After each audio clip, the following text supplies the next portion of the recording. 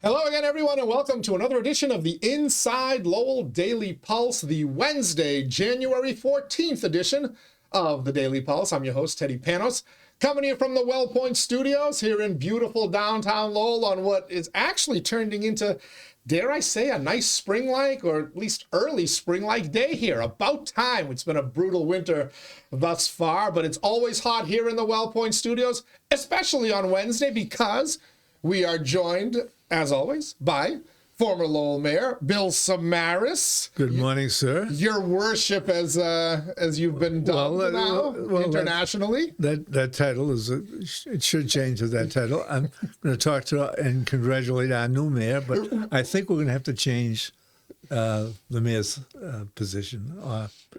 Name, we'll say. Yeah, instead of Mr. Mayor and Your Honor, it becomes Your Worship. Lowell's newest honor, Mayor, Your Worship. I think you could carry it off very well. So he certainly dresses big shoes to fill. Lowell Mayor Erik Gitschier is joining us. How are you, Mr. Mayor? I am doing great, and I thank you for having me today, and especially with my wonderful guest partner here, former Mayor Samaras. We drag him in. I try to get him in trouble over the high school funding and construction every week, and he still comes back for more. And he does a good job at it. I was looking forward to the cookies. Yeah. No, that's Ray Boone. That's a whole different thing. We get another thing. We get another thing. How have I never... We don't share. We've known each other for how long? I'm Greek. You don't share cookies? No. Wow, you share. I see how you are. All right. Well, we've got a lot to talk about. Is there an issue here? I'm feeling left out. It didn't take long to start. You started the fire. We're going to chat with Lowell Mayor Erik Gitschier. Lots to talk about, including him being the mayor, where he looks to kind of how he looks to rule, or I should say not rule, but kind of guide the city from that position over the next couple of years. We've already got some issues that are popping up, issues that are carried over from the last terms, new issues that we're going to be popping up throughout the next 2 years. All of that coming up in just a quick second. First, let me thank my Daily Pulse sponsor, shall I? Ray Boone, the guy that brings food to me, unlike Bill Samaras. He's also a licensed realtor in Massachusetts and New Hampshire. He's also a certified appraiser in both states as well. So if you're looking to buy or sell a home, a business, or a commercial property, get in touch with Ray Boone today. And the good news is, you can find him easily enough online at realestaterayboonton.com. That's realestaterayboonton.com. Thanks as well to our friends at Well Point for hosting us here in the Well Point Studios. It's the only health plan offering health care benefits exclusively to Massachusetts GIC members. At Well Point, your whole health is their whole point. We thank Well Point. We thank Ray. We've got some other podcast sponsors we want to thank a little bit, but let's get right down to it. Mr. Mayor, that's your new title now. You've been carrying it around for a week and some change. What does it feel like to be the mayor of a city that you grew up in and loved, and you've served in various different capacities, worked for the city? Talk about that kind of feeling when you realize, okay, I've got the votes and I'm the mayor, and you get sworn in, and what's it like? It's an honor. You know, you grew up in our city, and you know, we grew up in a time where you looked at the buildings around us and the hard work everyone put into the city. You were able to coach youth sports. You get to work in a school system. You worked for the DPW. These are all proud positions I've held through the years, and it's really an honor when people walk up to you and they want selfies with you now, and they're under the age of 18 because they just realize that now you're the mayor. And I think it's amazing honor. The past mayors have always been unbelievable to our city, and I hope I can carry on that tradition. I think it's been an amazing 9 days. In your speech accepting the honor, you talked about a little bit about your background and how you weren't exactly the honors student or whatnot, but you kind of worked your way up through the ranks, kind of went to school just to shut people up from telling you wouldn't be able to pull it off and whatnot. What's the message that goes out there, you think, to kids, the students like you who went to the vocational, the technical high school, the Lowell public school students, et cetera? Is the message that, you work hard enough, you can someday get here? I think it just comes down to don't define yourself so early in your life. you know, and look at the people around you. There's always support around you that will help you achieve the next goal. Whether it's somebody who is in your inner circle, sometimes people outside will believe in you more than the people within around you. And I think that that's important to say to every kid in the city is that, look, don't define yourself by what others think. Just define yourself by moving forward and trying to set real goals that are going to achieve what you want in life. And you can't feel that way. You're going to fall down, you'll get bruised, but it'll be good. But don't you, I think you're now coming to realize that some of the issues that you want to bring forward, you're now going to be able to do that because you have a stage, so to speak, to be able to do this. Yeah, I agree. You know, the phone has rung by so many different people that you never expected would call and have a kind word or say congratulations or just reach out to say we're here if you need something. You know, there's so many people who care about this city that we don't realize, that are in the background, that just will do something because of their pride in the city or their pride of the people in the city. And, you know, we talk about immigration a lot in the city, but as we have found through the history of our own lives, because we've all been around this city our whole lives, is that immigrants force us to work harder. You know, when the Cambodians came over here, they were hard workers. They worked, and they forced everybody around them to work and be better at what they did. And I think that that's the outcome that we need to keep driving home, is that there's something for everybody in Lowell. And if you work hard, the people around you will believe in you. They not necessarily will agree with you. I've had people who have supported other people who have said, I didn't support you, but I like you and I wish you the best. And I think that that's the great part of Lowell. The person in the stands who's booing you at some point can come around and like you as long as you play the game the way that it should be done. Yeah, I mean, you do find the one thing is, there are days you come in and you do well and you go home and you say to your wife, you know, we accomplished a lot today. Then the next day you go in and the booing or whatever, and you go home and you say, do you really think I should keep this job? My wife hasn't talked to me in 10 days. She had no idea this was going to happen. She didn't sign up for that. She had no idea. Yeah. And, you know, as much as others have said to me, I didn't know, you know, you were interested in doing this thing. And she was on the same side as that. So it was something that just happened and I always wanted, and I had an opportunity, so I accepted it. You know, so the time requirements, we were kind of joking about that. You haven't talked to your wife. You're probably going to see her a lot less than you had previously. But it went somewhere along the way. It was a largely ceremonial position, or at least it was treated as such. But as we've gone along, and it almost feels like with each successive mayor, it's become a little bit more of a full-time job and a prominent job. And you can actually see important policy decisions that shape the city that have kind of started in the mayor's office. You know, former Mayor Kennedy, you know, the whole high school vote, revote, all that stuff. He kind of spearheaded that through his chairmanship of the school committee and that. And then, you know, Mr. Samaras, when he had the gavel, working on a lot of different issues. And you kind of see it escalated right on down to your predecessor, Mayor Rourke, with the front runner city thing. Has the job changed? And how does that affect the way you're going to approach it based on, you know, work schedules, family schedules, etc. I'm going to guess you're going to miss a few of your son's baseball games this summer, which you hate to do, right? Yeah, and then, you know, he's 25 now, so it's a different time in his life and a different time in my wife and I's life. But, you know, government has changed. You know, when I started in government, it was 1989. I was fresh out of high school, and government has changed. Things that were acceptable at that point were no longer acceptable in the 1990s, and now they're not acceptable at all. And I think the employees had to adapt. It's the same thing with the mayor's position and the manager's position. They have to work. When you have a policy-driven, that's what the council is, versus the operational side, which is the manager's piece.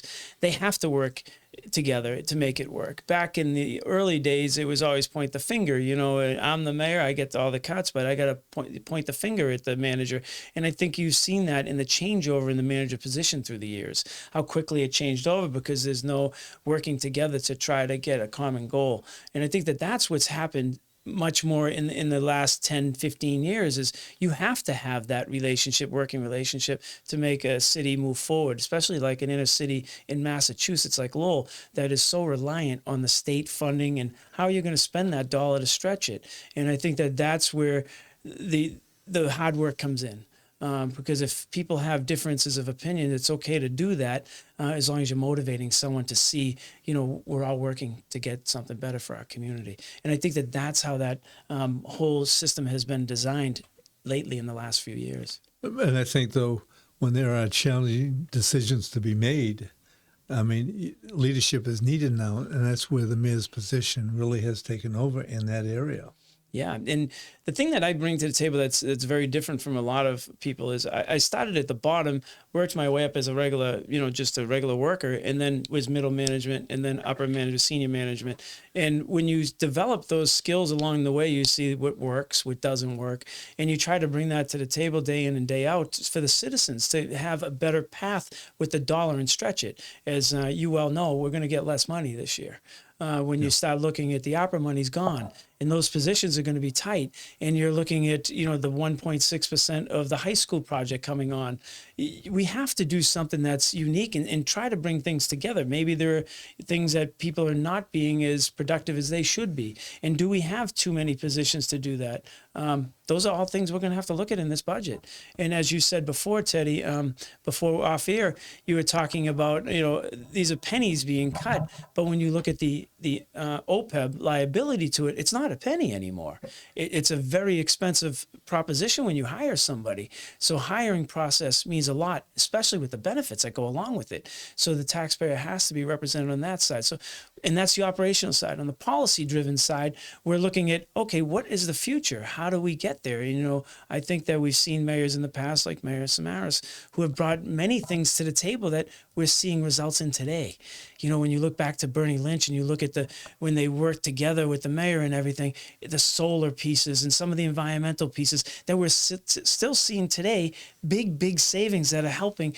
When I first got on, we pushed for the sustainability department that has brought in $27 million plus that has offset the budget. So that's the policy side of saying, hey, we need to look at other pieces to put it together. And I think it's very important that we continue down that path and work together as a council. But it's also important in your position to bring that information out to people. Correct. To make them realize that that's what's actually happening.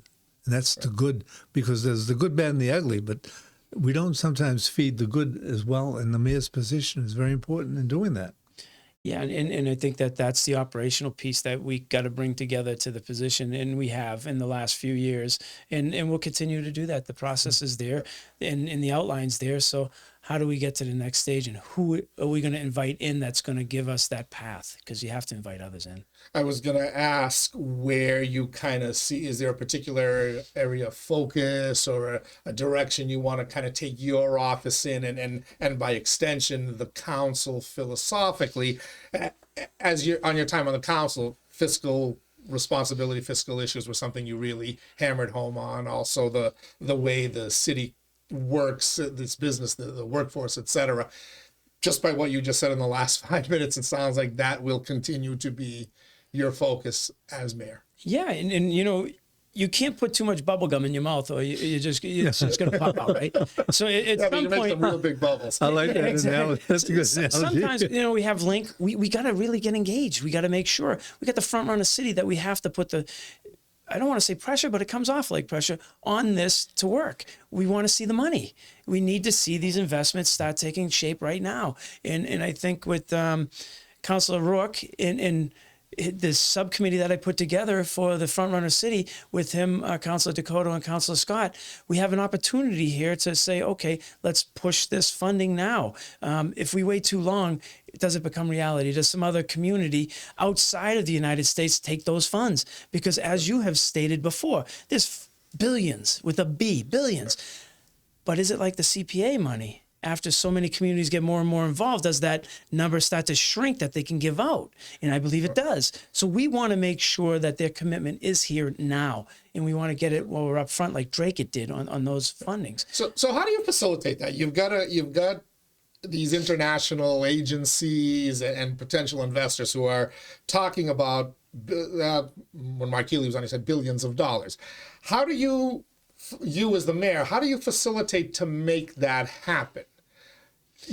We were anticipating, and I had said that I had picked up some info that money might come in as soon as November. It has not yet. There is, I mean, when you think about it, there's got to be like international, like transferring money from one country to another, there's got to be certain logistics that I'm going to guess have to be set up. I'm not an international business or law attorney, but I would assume that's one of the reasons things have slowed up. How do you as the mayor facilitate that and make it come forward? We continue to create relationships. Strong relationships, of supportive relationships. We point to places like the Memorandum of Agreement of Understanding that has strong outlines of where we were supposed to be at this time. You know, you talk about billions, we haven't seen pennies. We've spent, so we're in the negative right now. And I don't think that that's a positive direction. But when you start looking, I think that the relationships you create with people and the accountability piece that you say in a nice way to people has to happen. You know, if we spent this money here, there has to be an outcome at this point.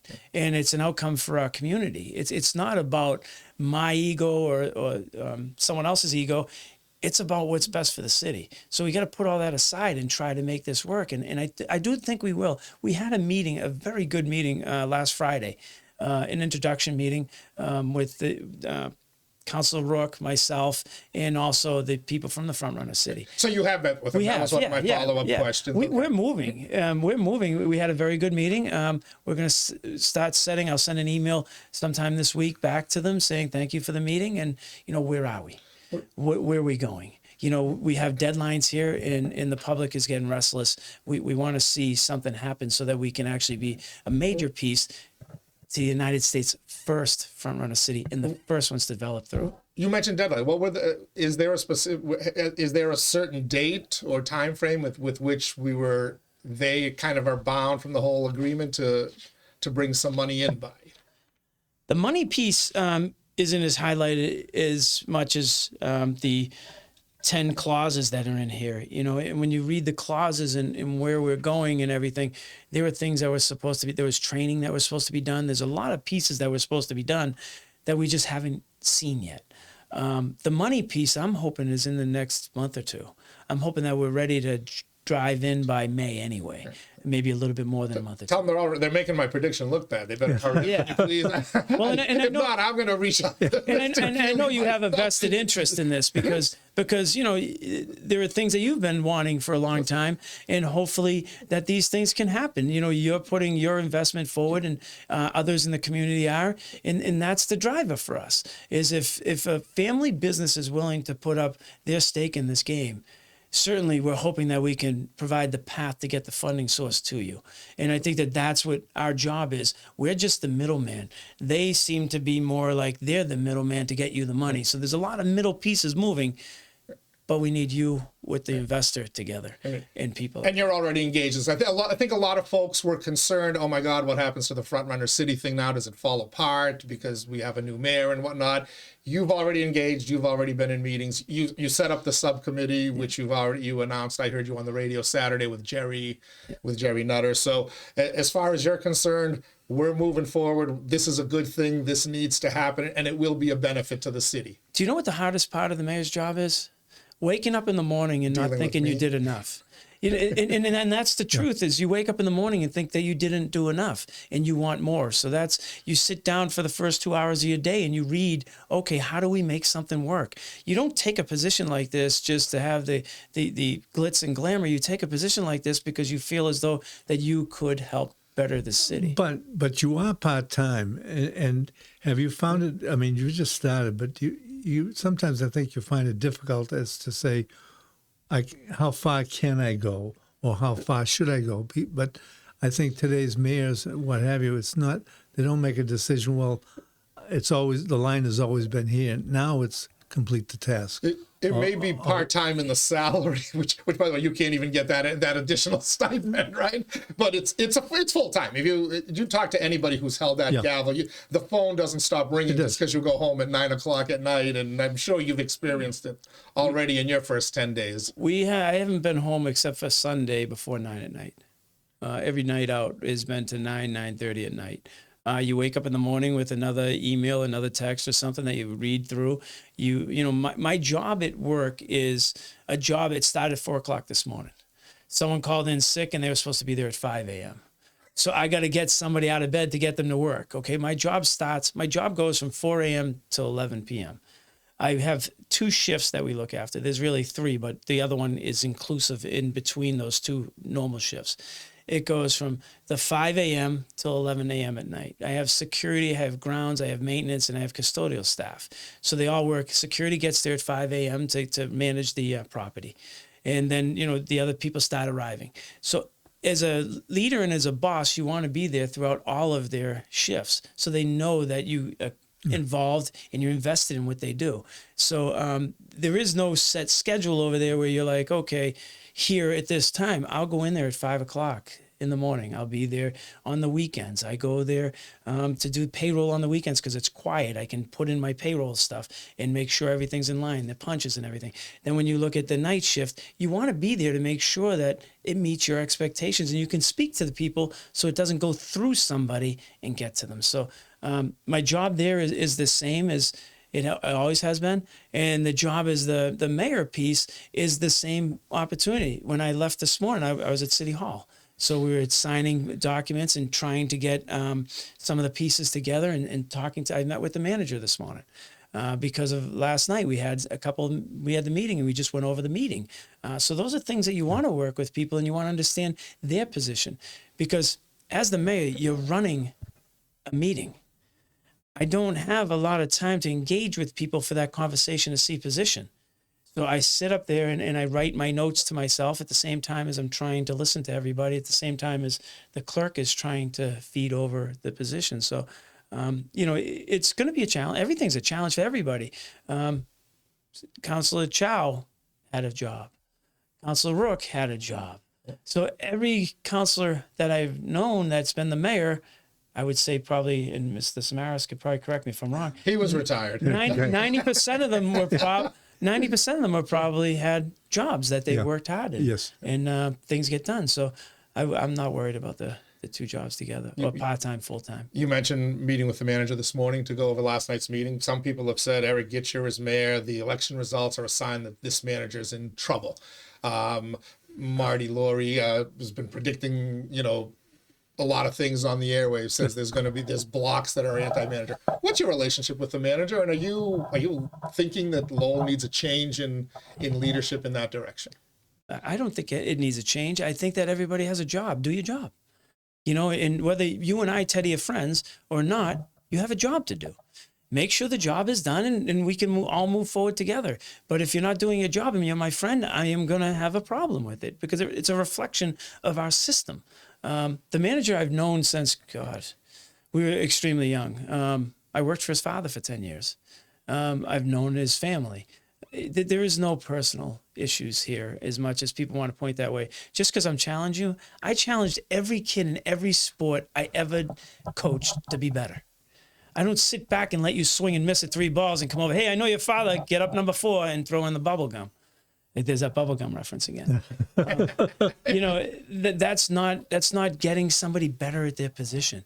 I think over the last 4 years, I have never missed a city council meeting. I'm the only one on that council for those 4 years that didn't miss a city council meeting. I show up to everything. I read everything. I try to get engaged. If I don't know something, I'll call you and ask you, hey, what is this or what is that? I think in real government, it works at real speed. I'm not going to call Mr. Samaras from behind the scenes because he's sitting over here. I want the question to be real. I want our government to be real. And that's what I think I've brought to the table is, okay, yeah, I read it. I don't have time to sit down and say, hey, Teddy, can you massage my ego on this thing and tell me what I should say to you across a meeting? And it happens every day there. These behind the scenes little things, as you talked, if we can break down people and make them understand what their position is and how we can move forward, I think we're all going to row in the same direction. The manager, the manager has been good. He's always been responsive, and we're going to work together. I think the climate in politics has changed, and I think my lawyer is wrong. I mean, it's not that people are looking at all of us when we're in politics, but at this particular point, it's what's going on nationally has affected us at all levels. But I think the mayor is correct. I mean, the issue is there's a lot of work to do in every position, and you have to do the work. The one thing is, I used to refer to it as homework. I did more homework on the council than I ever did in college. Seriously, I mean, because you just can't go in and not know what's in those papers. One of the hard positions is Marty Laurie was trained a certain way, and he's come up through the city, so it's always been this way. And there's always those pieces that people say that through the years.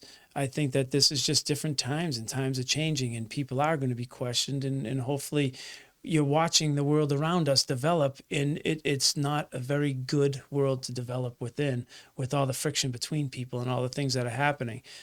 So I'm hoping that Lowell will be a leader in it and say, look, you know what?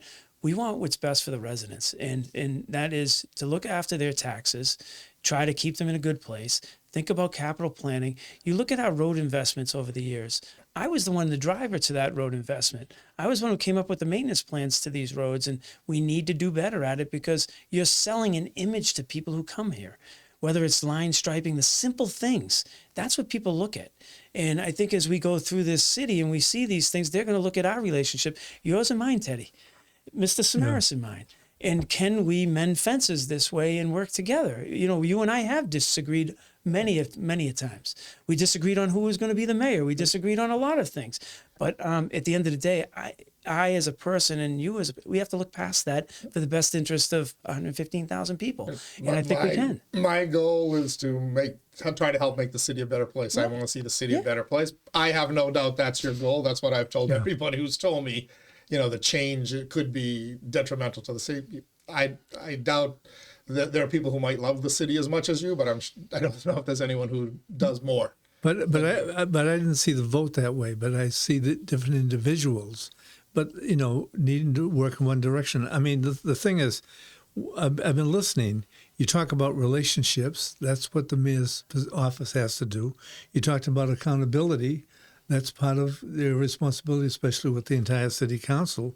You talked about what's best for the city. These are terms that haven't always been brought up. And if that's the direction you're going into, that's the direction that people want to see today, and that's where we can have success. I think even though you dislike a person, if the ultimate goal is bigger than that person, you'll figure out a way to make it work together. And I think that that's what we need out of our city. You watch, your social media stuff, and everybody reads it. Don't think people don't read it. Of course they do. They'll tell you they don't read it. And, it affects every single person who's on the council. We all have hearts. We all understand. We have families. We all are human beings. I know it doesn't seem like that. People will beat you up because they can. But at the end of the day, I think that we all care. We all are here for a reason, and we'll move it forward. And I think it's been positive all the way through. I've created relationships with all the councilors. There's 3 new ones, which the 3 new ones voted for me, and I thank them for that. But when you look at all of the council, I had a working relationship with the other 7 all the way through. And we have our good days, we have our bad days. We had our agreements, we've had our disagreements. Just like families. No. If I agree with you all the time, then there's a major problem somewhere. That means I'm just yesing you and I'm walking away from you. If you're in politics, you have to accept that. Yeah. That one day you're going to be in total agreement, and next day or next week, you're going to want to have each other shot in the morning or something like that. Let's not go that far. My we can yell at each other. We're not shooting anybody. My background is very different than most people who have been on the council. I have an engineering background. I'm a vocational kid. Right. There's never been a vocational student from Greater Lowell or anywhere that has ever been elected as a mayor. And in the city council, there were only two, Dan Tenzar and I. And when you look at that, we think differently. We look at function. I was the very first meeting I was on the city council, maybe not the first because it was back when I first got elected. I came up with, please tell me the overruns at the high school. And I was told there weren't any. And I said, this can't be true. I know it. Lockers were costing me for change. I know it. The materials were costing me at the time for change. And then they came up with the $38 million. Nobody asked that question before me. We came in and we pushed, can the state help us? Can the state help us? We received $38 million. Thank you, Senator Kennedy and delegation for that, right? So we worked hard for the city. And when we look at this new piece, Councilor Dakota and I had the foresight to say, look, we're not giving you this amount. This seems excessive. They dropped it almost 10%, $3.6 million down.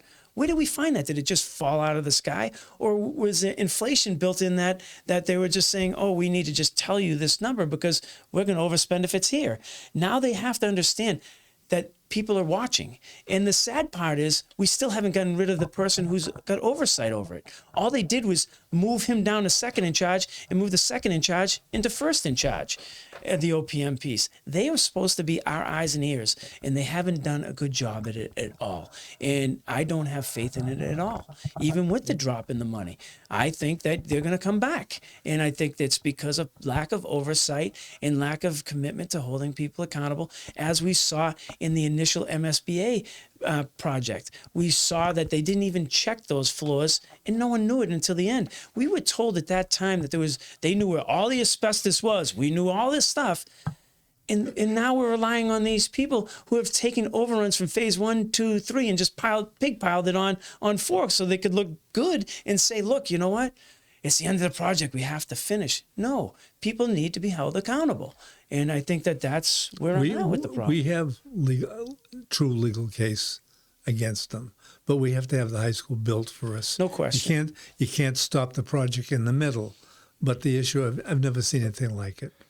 So, by the way, let it be known that the mayor brought up the high school, not me. But I was just talking about, pieces that we've done as a group, a collective group, as a council over the last 4 years. And we've pushed back. We've tried to develop a relationship. We're trying to hold people accountable. I think this council has been amazing. You look at the Markley piece and how we've pushed back and said, whoa, wait a minute, this is our neighborhoods. Councilor Scott came out and pushed this, and we've developed into a council that we really care about people and we care about the direction. So just because of one little simple change. I think you went in a good direction last night with the Markley group. Yeah. Okay, when I was part of the group that we voted them in, and when they came to us, I mean, the plan that they had and the product that they were part of was the future for Lowell, especially with the University of Lowell.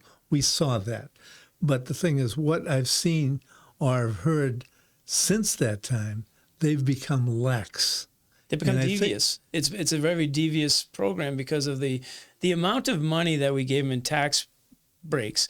They're using, or I can say they're using it because it's there, to purchase the properties around there so people don't complain because they're being non-active to the residents. They're not even listening to them. They're like, Mr. Samaras, you complained today? I'm buying your house. Bye. The issue is when they first started, somebody would call, they would react, okay? And what I heard lately was people would make a call on something simple. We're not talking about something elaborate, but I don't understand why that's been built. Can someone come and explain this to me? Nothing. That's not the company we signed on with at the beginning. Yeah, and I think so. I think you're going in the right direction. There's nobody back then would have ever projected AI was going to grow the way it was. Except somebody in the technology, not a city council. I'm willing to bet the Markley people knew and the high-tech people knew. But not a city council. No, they talked then how big this was going to be. Mm-hmm. Yeah, but they also talked about how they would handle it, and that's not what we've seen. And I think you've taken the right.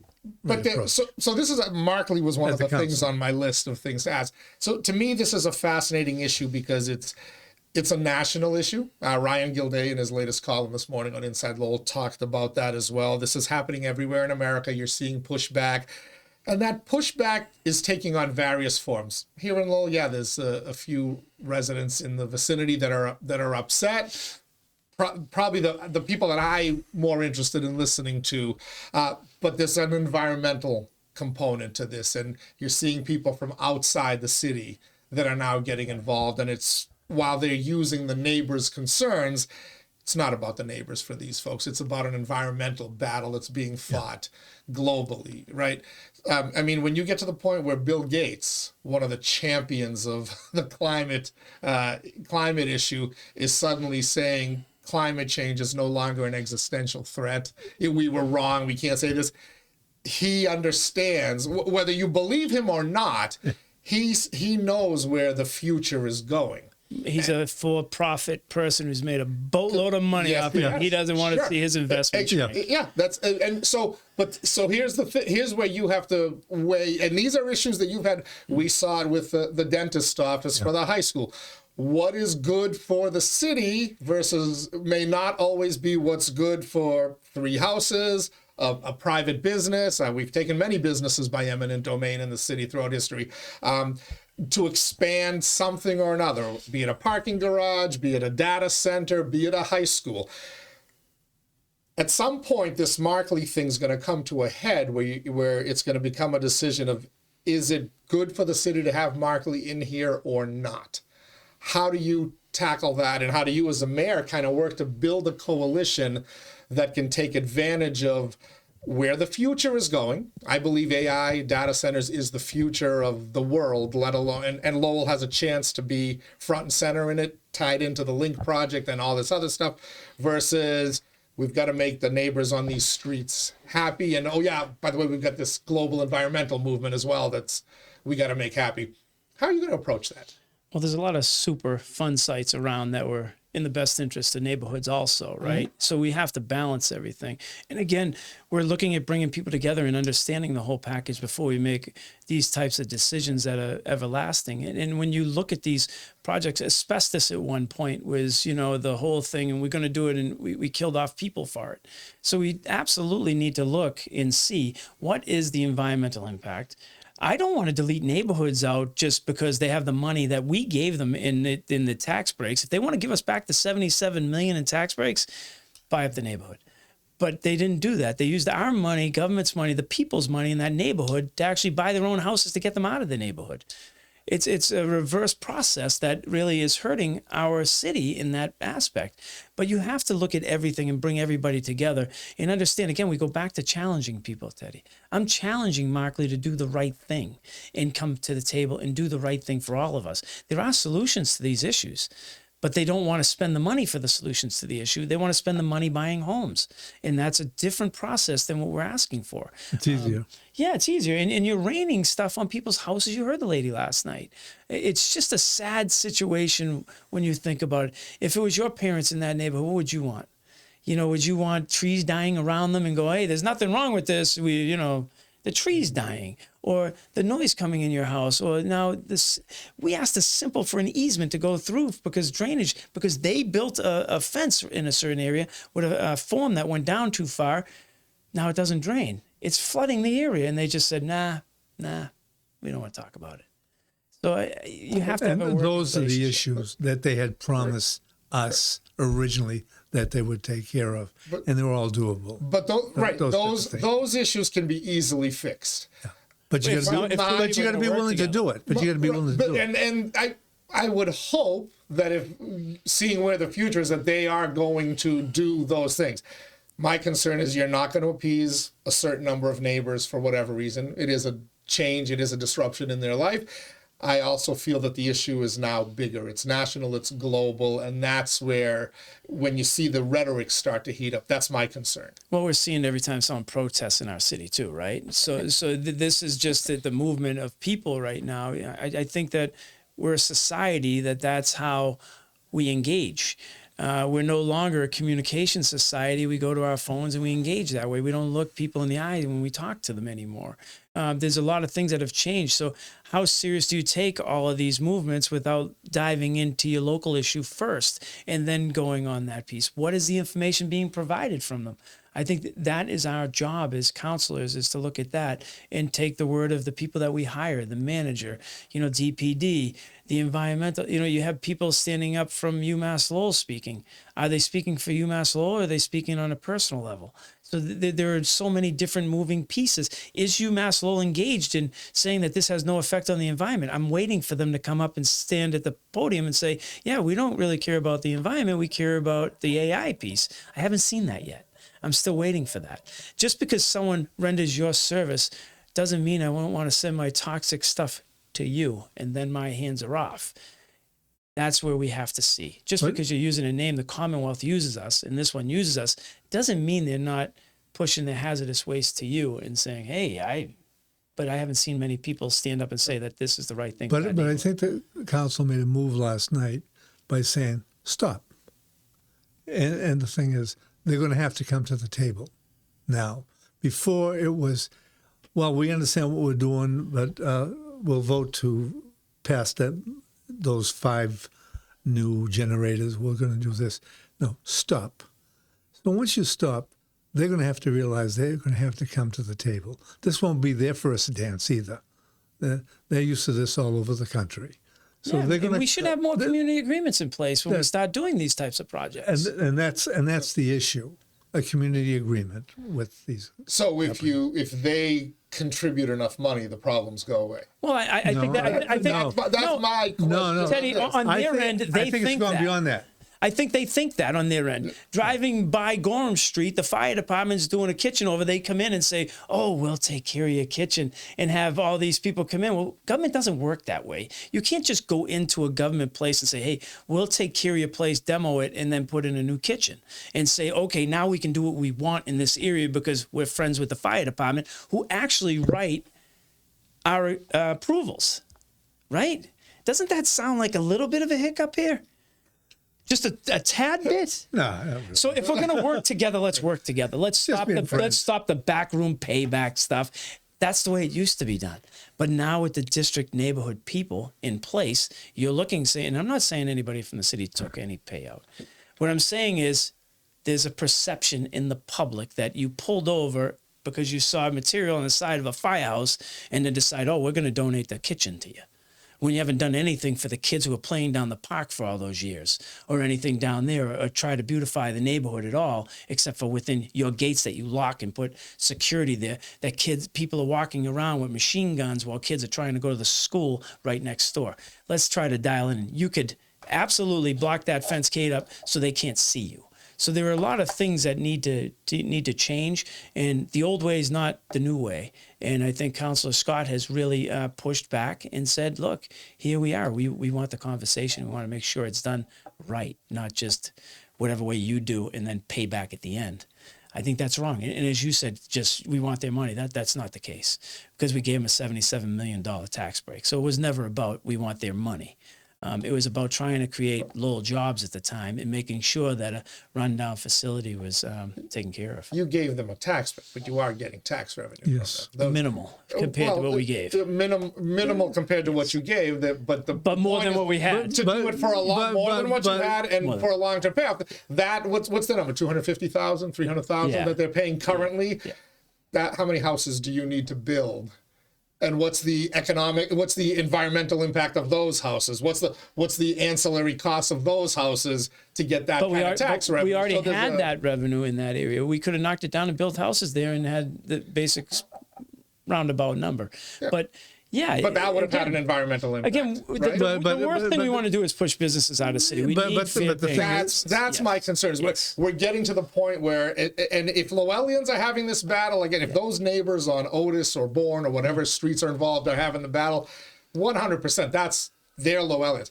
When I see a woman come in from the Sierra Club in Boston, I'm like, no. This is now becoming a problem, and it's not about Lowell, and it's not about those two streets. It's about a global agenda. That's my concern, and we need to make our decisions on. Not me. You guys, the council, the manager, whatever, need to make decisions on Markley on what's best for the entire city, not what's on best for the planet. Because the environment, whether Markley relocates somewhere else or not, the effect on the environment is the same. The same. Well, not in the immediate effect. So there's an immediate effect and there's long-term effect. So the immediate effect is when it comes out and bang, it's on you. But, you know, if you're in a forest, does it ever hit you in that area? But right? it hits the planet, But I agree which is with you. which is what the Sierra. I don't Club's disagree with you, supposedly concerned about, but not the neighborhood. I think they should share that information to someone from Lowell and let the person decide if they want to speak. But okay, 100%. but I'll go back to defend the old council in the sense of yes, the TIF was given, but the issue is if you look at the long term, how much money will be coming into the city? There will be money, but at this point, Unless they leave but before the tax credit. A lot of places have done that. Yes, exactly. Lapoli ran with it and then tried to sell off the tax break. yeah. That's a good Don't luck go down to you. that. Don't go down that. We'll save that one for your next go down that appearance rabbit hole. here. Wish you well on that. but the issue is we started off well, but it got lost, and the thing is the company started handling it in a different manner. Like when they made their first presentation, I knew it was going to fail because they were bringing in their employees who were happy. They had T-shirts and jerseys and what have you. It was a show. This council was not looking for a show, correct? They did that. They did that when we did the walkthrough, Mr. Samaras. They put employees who were from Lowell. Yeah. They put shirts on. I live in Lowell, and you know, I'm like, okay, I'm here to look at the issue, not. And there were voters, and there are people who like you, but and that's the. They're Lowell residents, though, which is it's again they're not Bostonians coming. Well, I didn't ask them for their ID. But I mean, They could have been. but it's a kind of a squeeze play. I mean, when all they have to do is say, okay, we've agreed to, this is how we meet with people, this is how we make decisions, this is how we do things. I think that's the job of the council and the mayor's talked about what he wants to establish, relationships and accountability. And that's what you do with these people. I have said, and everybody's successful. I have said since the day I was elected, we can't do friendship over function. And it seems like Mark Lee thinks it's a friendship thing. It's a function thing. That's right. And they're crossing over the two, and they need to figure out how we're going to make it work for those neighbors. And they're not we do the number one thing we need in this city is businesses that pay a fair wage so people can afford a living. And, people are talking about housing. Well, you can have as much housing as you want if you don't have a job for people to work at. Housing fails, and you got Shaughnessy Terrace as a city, part two, and a bigger drain on your resources. And we need to actually figure out a way to get these businesses. That's why I love that Link project. I look at all the space that's there and everything that's going to go on over there. You have to love it.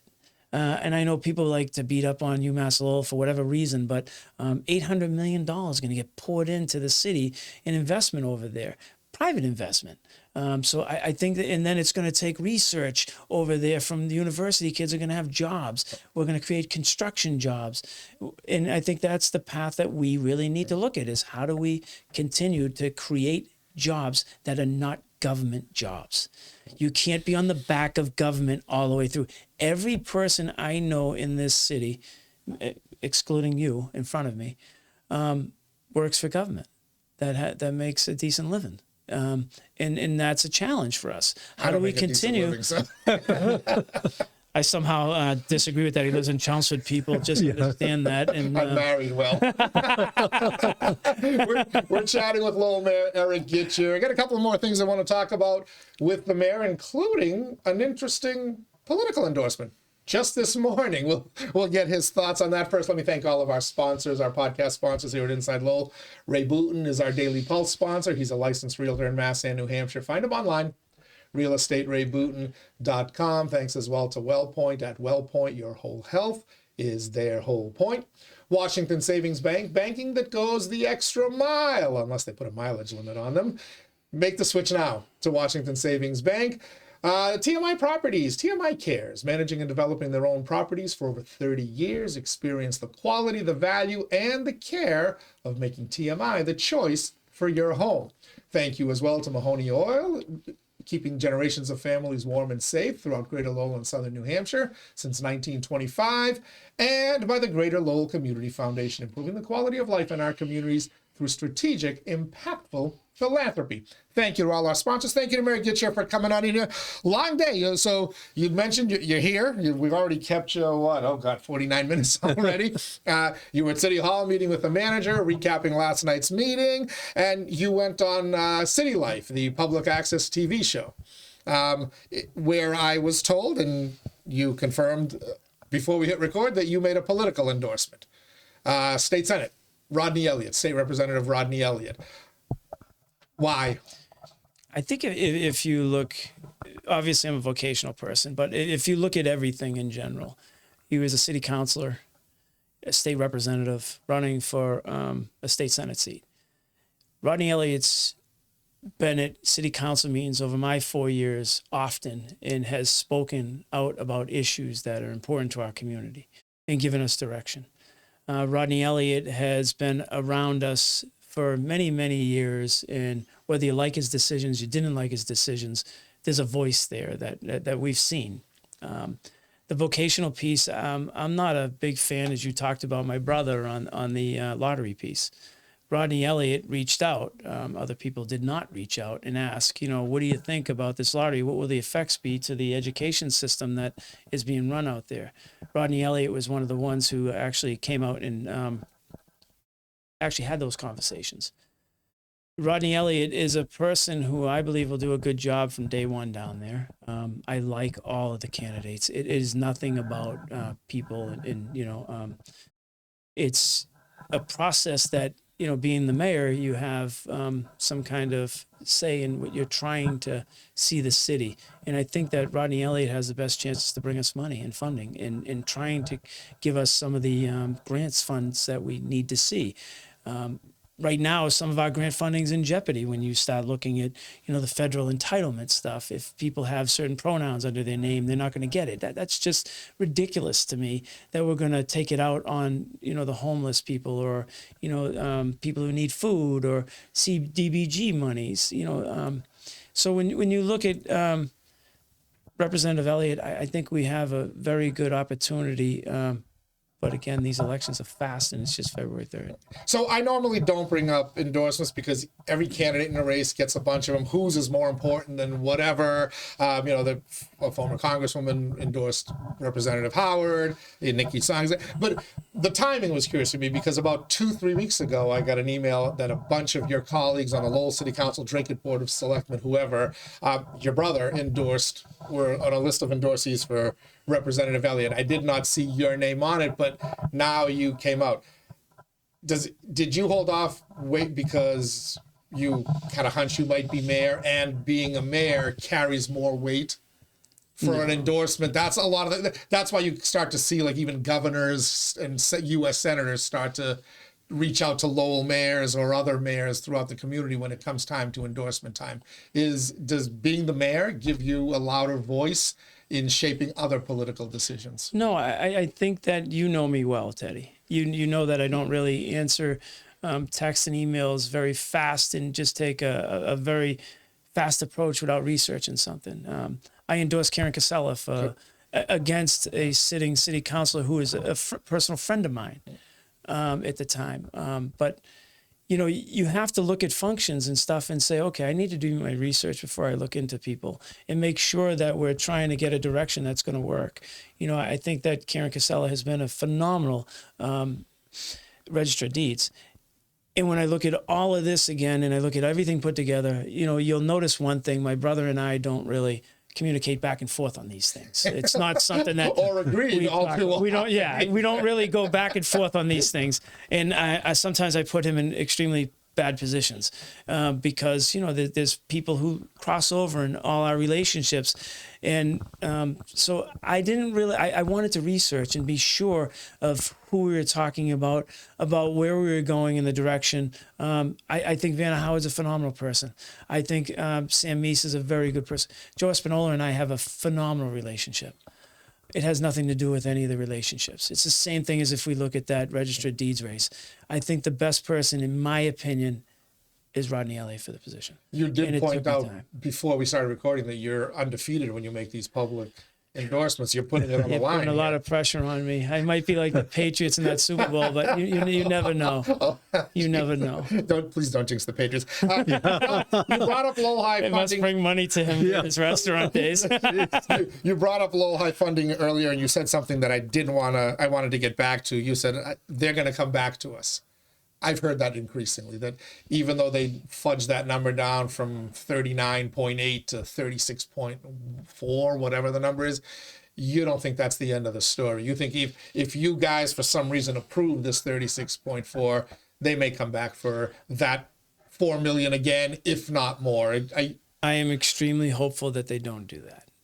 I think they understand the message being sent by all of us is that if you come back again, you better be sold right to the number. My problem is every time there's an overrun like this, there's not guaranteed maximum pricing with it. So now they just create a change order, and now here's a contingency money is just being spent over this way any way it wants, because there's no guaranteed maximum pricing on it. They can debate this all they want in whatever world they want. They can just say it needs an extra kneel and we're going to charge you more money. But, you know, upfront pricing and these guaranteed maximum pricing, and that's why we did the construction management at risk, was because we wanted to know the pricing up front, and we wanted to have guaranteed pricing so that we could tell the taxpayer, here's exactly what we're looking at. I understand the COVID piece. There was no problem with the COVID piece of the $38 million. We worked hard as a council, as a delegation, to get this money back, and former manager Eileen Donahue, who did an amazing job with that, and so did Senator Kennedy, who's no longer with us. But now it's where the rubber meets the road. And just because you kicked overruns from one phase to the next, and now we're at the end, and you could say, hey, we're at the end, we got to finish. As Mr. Samaras highlighted very well, is that we do have to finish. We have to look out for the students. But at the same time, I want people to be held accountable and understand that we're not a rich community like Lexington. Please stop comparing Lexington High School to what we do. They get 10% from MSBA. They're not worried about overruns. Right. We are. And it's two totally different constructions, two totally different pieces. One's new, one's not. There's moving pieces in these things. No matter if you build new, there's no guarantee that you're not going to have the same issues and the same overruns. Can I say, though, I think from my studying of the industry and what's happened in the past, if they come back another time, the OPM, they've killed themselves in the market. They're going to do a lot of harm to themselves. It would be almost unheard of coming back again. Well, they just got another bridge, and Lowell has no say. I mean, building at the state. The state's overseeing that scares me. But I mean, don't bring that one up. I think they drilled more than one They're different divisions. I just want to clarify for people, they're different divisions. Yeah. But one thing is that DCAM requires each community to rate the process of the OPM and the architect and everything. And I'm hoping that our city holds people accountable and rates them appropriately, so no other community has to go through the same thing that we did. This one could be interesting. So you both said you want the high school, it needs to get finished. I wholeheartedly agree. To get it finished, though, some level of money has to be approved. Is 36.4 million, and is that something that you can vote for as one of the two who voted against it and helped, delay that? Do you support them at this new number and hold them accountable to stay there? And are the votes there? You're going to need 8 votes to get this. Are the votes there? Brand new council now. I have to see the breakdown of what they're actually asking for. I haven't seen that in the 40 million. We didn't see the exact amounts and where they're going and what's the issues and everything through. And it's the same thing with the 36. Stop coming to me dead last minute and dropping something on my desk to be signed. I want to be able to review information. I don't want you to just provide me information. There's two different worlds here, and they collide often in government. If you want something sneakily done, do it in the 12th hour. And that's what happens a lot to us. They say, hey, just sign this, and you get it in a packet on a Friday, and you're looking going, oh boy, oh boy, oh boy. If you want something, be open-minded. Come in and say, okay, here we are. And I haven't seen it yet, so I'm not going to commit to yes and no, but I do 100% agree with you. It has to get done. But I want to make sure the taxpayer is looked after and the students are looked after for the quality of the work too. My issue is with that OPM. They are not looking after quality of issues. If the things that are breaking you can see, can you imagine what's behind those walls that they put in? And that's a challenge because we didn't look, he was supposed to look at, or the company was supposed to look at all the electrical that's in the walls, all of the plumbing that's in the walls, anything that runs in those walls, from the Cat 6 that runs the computers to the heating systems on the roof. They were supposed to look after that. I have zero faith in that process. And I would ask that that person, even though he was moved into the second position, be removed. And they're saying he has, institutional knowledge and he has to stay. Well, his institutional knowledge has put us in the position we're in. So do we really need institutional knowledge? That's where the playback is. There's water already in that building that was just turned over on January 5th. So something, whether it's a leaky roof or condensation, as others have told me, based on the ceiling stains and whatnot, that does not inspire faith. These Mr. people Mayor. think you can hide things when there's 4,000 people walking in the building. Right. Something is wrong mentally with them. Every day that they go through, you will get a text. I will get a text. Mr. Samaras will get a text. I work in a building like that where there's 300 to 400 employees in the building. They touch every square foot of that building. If there is something wrong, my phone will ring, my emails will go, and it's the same thing. You're the headmaster. You know things before anybody else. Teachers will tell you, custodians will tell you, people will tell you. So if they think they're hiding something, and maybe they have behind the walls, it will appear. All right. Building maintenance. It looks like the high school will have its own maintenance force. I think that everybody's in That was agreement. established. Where there was a divide between the council, the school committee, the city manager, and the school superintendent was on a joint facilities department and how that would affect the schools. You are now the mayor. The school committee really pushed back on that. You're now the mayor. You're the chair of that school committee. Are we going to see a little more cooperation from the school committee and the schools regarding a joint facilities department that I thought was a no-brainer to pass, but man, there's still entrenched opposition to that. That's my challenge as the mayor. Yep. Is to try to look at these and make sure that we meet with the new councils at the same time and see if that's their direction also. And then also look at the school committee and bring each one in and have a sit-down meeting with them separately and say, what is the direction you're looking for? Do you want to still call me every day at the Bailey School right now? The windows are open and the heat's pouring out the window, and we're paying for that as taxpayers. If you looked at your electric bill and you see the pricing right now, you'll see that that's the most inefficient thing that you could ever do. Kids are in a learning environment that they can't learn. Do you want better as a school committee member, or do you want status quo? If they want status quo, then every phone call I get will be sent to them. But it comes out of their funding because they get the indirect costs that come over. So the heat's being paid for. And this is where it crosses over, Teddy. That's kind of crazy, right? I'm in charge of fixing these issues. You're in charge of paying for everything. You put in the complaint, I don't fix it, and your price goes up. How does that work? And that's the sad part. We're taking funding out of the school side and trying to make it work when we're overspending that way. And all it is a controls issue, and it should have been fixed by now. So that's my challenge, is try to bring people together to understand. If they don't want to do it, then understand that we don't have endless amount of money to give to the schools if we're burning the money on the other side, as we are. I'll tell you, it's going to be a challenge. But it's the right direction to go in. It really is, because Mr. Samaras was hired as the headmaster to actually run a school system, not a building. That's right. Half of his day was running a building, not a school system. So are we really being efficient on the education side if Mr. Samaras has to deal with a flood in the basement? And complaints and what have you. So we tried to lower that down. And no tools to deal with it. And, write out this form or do that. It makes too much sense for government. But you've got to convince. So there's only one. Well, there's two new school committee members, but you're replacing Mayor Rourke, who, as I understand, was also supported the joint facilities on the school committee. Danielle McFadden replacing Jackie Doherty, so that there may be a vote picked up there. Do you believe that you can convince your other colleagues on the school committee of the merits of this? I'm just hopeful. Do you have to convince them, the superintendent, or the unions that are overseeing the people who will become part of this facilities department? I think at the end of the day, you want buy-in from everybody. At the end of the day, you want the unions to buy in also. I'm a union person from day one. I think unions have common sense. I think they'll understand the approach. It's just what will be the outline of who's going to be responsible for in charge of these groups, and are we are we going to go to the path that's least resistance?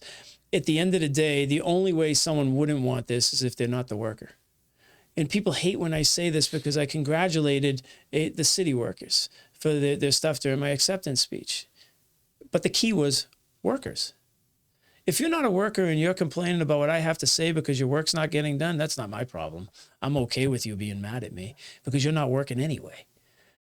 It comes down to the people who are working want someone to support the workforce.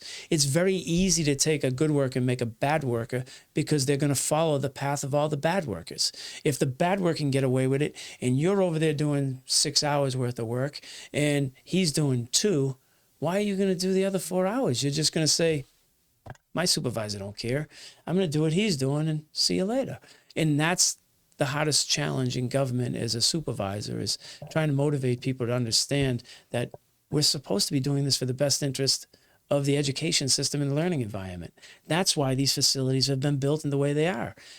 And sometimes we forget that. You look at the Sullivan School at some of the things in there and you just shake your head. The Riley School, I had gotten a call when I first got on that they didn't have heat. We called right over, boom, it was changed. But why should you have to call me to have these simple things done? That's why we put 311 in place, so that you didn't have to call your city council and look like you need a favor. So it's a quid pro quo back and forth where, oh, I did you a favor, now you got to vote for me. That's not how the system should be designed. Is, yes, call me, I'll help you, but you don't owe me anything. But the system is built by the highest vote getters were always the ones in the past that took care of all of the complaints because the city wasn't doing their job. And that's not how government should work. It should be, I get a vote because you don't have to call me and everything looks good. And I'm sure you understand that. I do. I want to wrap it up with talking about, you had your first executive session last night as mayor.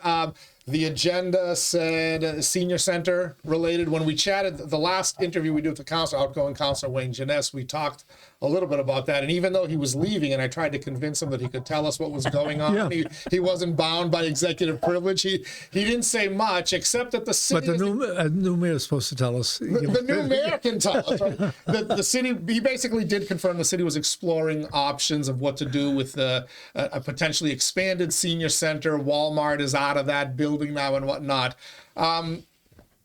Is that a good move for the city to expand the senior center on that site by using the Walmart property? Even though someone is no longer a city councilor, they're still bound by executive session. Even after they leave? Even after they leave. Yep. Until those minutes are released. So I would just say to you that I can't speak on anything because it was an executive session. Can the landlord speak? The landlord wasn't in there, so right, but the landlord may know what the...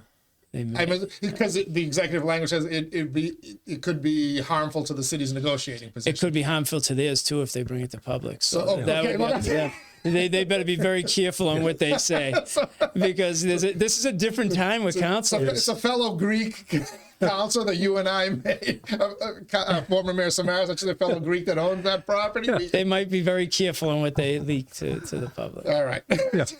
So I'm going to have to rewire that. Don't go there. Reception room. Why don't we just drop it down? All right. You might want to get the people elected that used to give you the stuff. No, everybody gives me the stuff, don't you? Don't you? So I got a leak. I got the Titanic. Sometimes you may.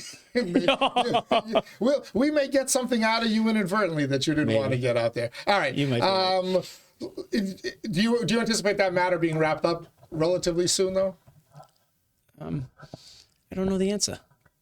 I don't know the answer. It very well could be, yes. All right.